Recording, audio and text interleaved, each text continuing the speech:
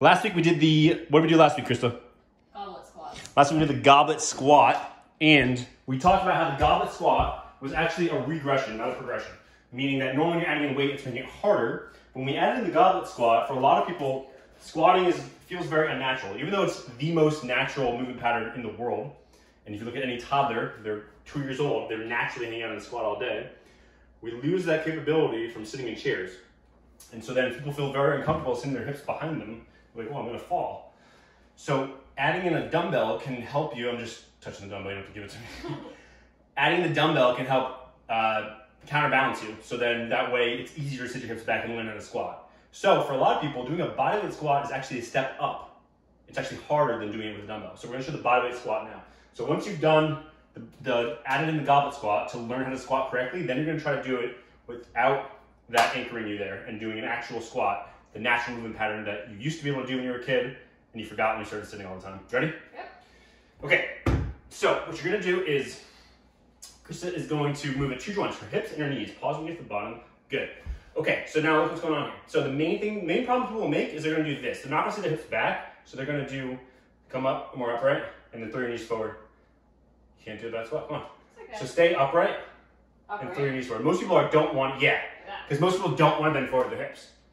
So that's the problem, and your knees are going all the way forward like that.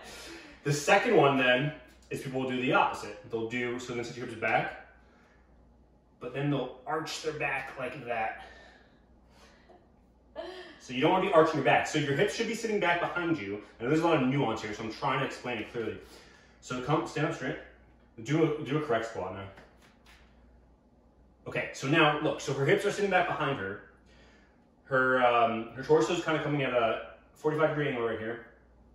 But she's not arching her back. So her spine itself is staying straight. She's just bending forward her hips. So she's hinging at her hips here, but from here to here, it should be straight, no arch. Then coming up. So your 2 cues are knees should not go past the toes.